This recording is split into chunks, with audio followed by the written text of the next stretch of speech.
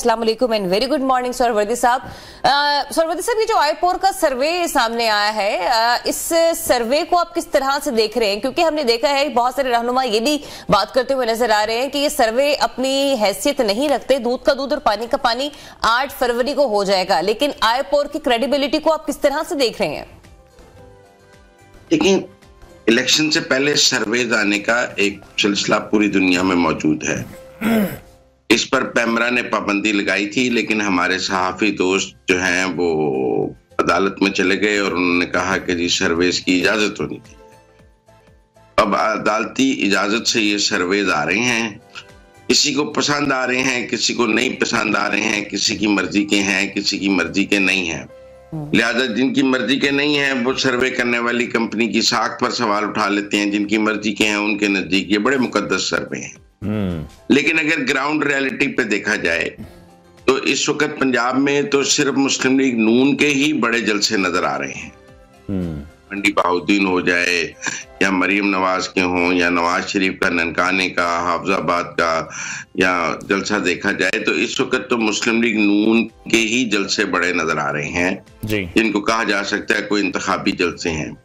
बाकी किसी और जमात के कोई इतने बड़े जलसे तो हमें नजर नहीं आ रहे हैं।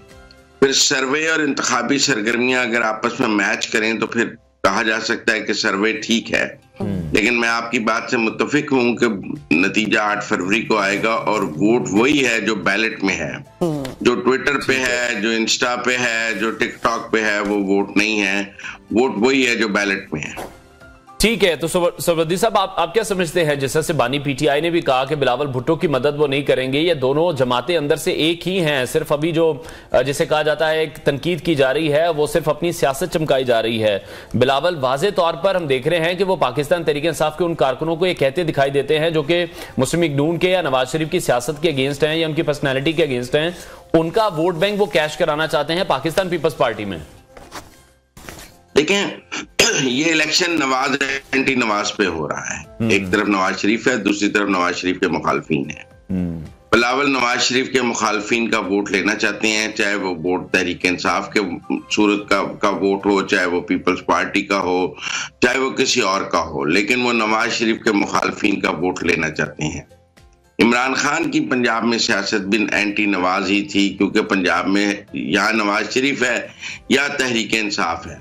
अभी हमें पंजाब में कोई पीपल्स पार्टी के ऐसे विनिंग कैंडिडेट्स तो नहीं नजर आते कि मैं अगर आपसे ये सवाल करूं कि आप मुझे पंजाब में पीपल्स पार्टी के कोई ऐसे 20 कैंडिडेट्स के नाम बताएं जो सीटें जीत सकते हैं, तो आपके लिए भी वो 20 नाम लेने मुश्किल हो जाएंगे 141 सीटों में से। तो इसलिए अभी भी मुकाबला तो पीटीआई के आजाद अरकान और नून लीग के दरमियान है। बिलावल खुद को रेलेवेंट रखने के लिए उसमें पीटीआई के वोटर को अपनी तरफ मुतवज्जो करना चाहते हैं, क्योंकि उनकी अपनी जमात का है तो ऐसा वोट बैंक मौजूद नहीं है जिससे वो नून लीग को चैलेंज कर सके। उन्हें उसके लिए मदद चाहिए और वो तहरीक इंसाफ के वोटर की मदद दे रहे हैं। अब एक और सवाल है, तहरीक इंसाफ ने एक ऐसा कैरेक्टर शो किया है कि लोग उसको सॉफ्ट बैली समझते हैं। पहले उसके सारे लीडर भाग गए पार्टियां छोड़ के, ऐसा हमने कम सियासी जमातों में देखा है कि इतनी ज्यादा तादाद में जो लीडर हैं वो यकदम पार्टी छोड़ दें जी। अब लोगों का ख्याल है जैसे लीडरों ने छोड़ी है वैसे वोटर भी छोड़ देगा, तो एक सॉफ्ट बैली के तौर पे उस पर हमला किया जा रहा है। 8 फरवरी को पता लगेगा क्या होगा। सही। अच्छा, ये भी बताएगा सोहरावर्दी साहब कि खुद आपको क्या लग रहा है कि पाकिस्तान पीपल्स पार्टी कितनी सीटें निकाल सकती है? क्योंकि हम ये देख रहे हैं बिलावल अभी भी जब आए थे तो बड़ा भरपूर जलसा करके गए हैं, और इसके अलावा भी हम ये देख रहे हैं कि आजाद उम्मीदवारों पर वो तकिया किए हुए हैं। किसी तरीके से पाकिस्तान तहरीक इंसाफ के जो आजाद उम्मीदवार हैं वो आगे चलकर पीपल्स पार्टी का हिस्सा बन जाए। देखिए, हुकूमत बनाने के लिए 169 से 172 के दरमियान लोग चाहिए होंगे, जो अभी अंदाजा है। अगर कुछ लोग सीटें छोड़ देंगे तो ये फिगर 167, 168 में आ जाएगा। तो क्या पीपल्स पार्टी पूरे मुल्क में 167, 172 सीटें जीतने की पोजीशन में है? तो बता दिया जाए, और अगर नहीं है तो फिर उन्हें यकीनन अगर उन्होंने वजीर आजम बनना है तो मदद की जरूरत है। क्या पीटीआई के आजाद अरकान जो जीतेंगे वो पीपल्स जो पंजाब से जीतेंगे, क्या वो पीपल्स पार्टी में जाना चाहेंगे या नून लीग की हुकूमत में के साथ जाना चाहेंगे? अगर पंजाब में नून लीग की हुकूमत बन रही हुई तो मुझे नहीं लगता कि वो पीपल्स पार्टी को ज्वाइन कर लेंगे नून लीग को छोड़ के। केपी के जो आजाद अरकान जीतेंगे वो वहां पीपल्स पार्टी का फैसला क्यों करेंगे, क्योंकि वहां और स्टेक होल्डर्स हैं। वो आजाद उम्मीदवार टिकटें भी पीटीआई ने उन्हीं लोगों को दिए हैं जिन्होंने 16 माह से लेकर 2 साल तक इंतहाई मुश्किल हालात गुजारे हैं। आपको लगता है कि इतना सब कुछ झेलने के बाद अब ये लोग जाकर किसी न किसी पार्टी में शमूलियत इख्तियार कर सकते हैं? मतलब जितना टफ टाइम वो देख चुके हैं उसके बाद अब तो उनके लिए ये राह निजात है आने वाले इलेक्शन।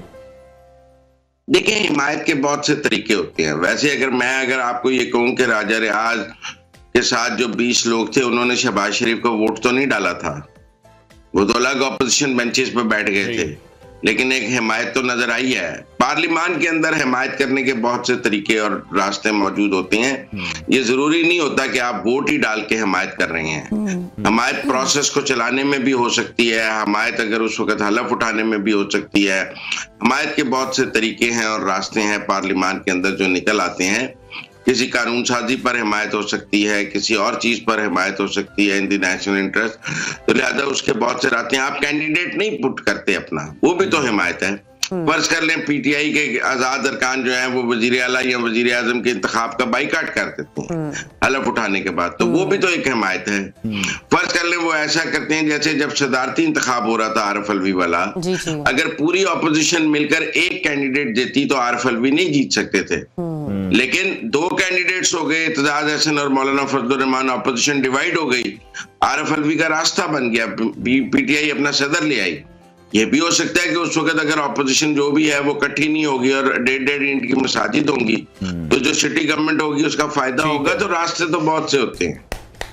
ठीक है मुज़फ़्फ़र साहब, अभी मुस्लिम लीग नून पर तनकीद ये की जा रही है कि जो मैनिफेस्टो अभी तक अपना वो पेश नहीं कर पाए हैं, पंजाब की सबसे बड़ी जमात उन्हें कहा जाता है और यही कहा जा रहा है, जो सर्वेस देख रहे हैं या जो बातें हो रही हैं कि आने वाली हुकूमत भी वही बनाने जा रहे हैं, अभी तक अपना मैनिफेस्टो पेश नहीं कर सके हैं। वजह क्या समझते हैं? इरफान सिद्दीकी ही वजह होंगे कि वही मैनिफेस्टो लिख रहे होंगे? बिलावल हर तकरीर में यही बात करते हैं कि इतनी बड़ी जमात है, चौथी बार वजीर आजम बनने के दावे कर रहे हैं, लेकिन अपना मंशूर अवाम को नहीं बता रहे हैं, सिर्फ तनकीद हो रही है तो वो पीटीआई की पिछली हुकूमत पर हो रही है।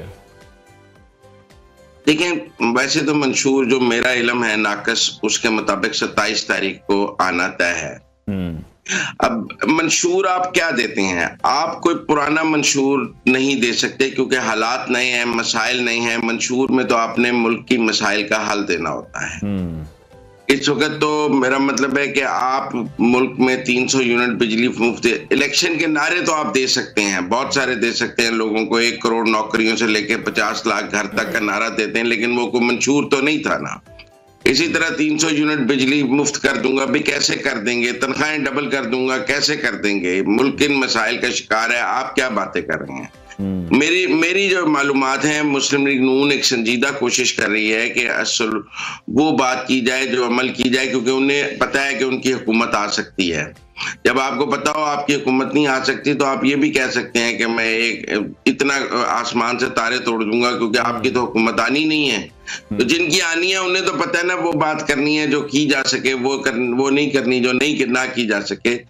मेरे ख्याल में 27 को मंशूर आ जाएगा, फिर उसके बाद बात करेंगे कि वो क्या कमिट कर रहे हैं और क्या नहीं कमिट कर रहे हैं। ठीक है, बहुत शुक्रिया। सीनियर तहसीलकार मुज़म्मिल सहरवर्दी हमारे साथ इन कॉन्वर्सेशन थे। नाजरीन।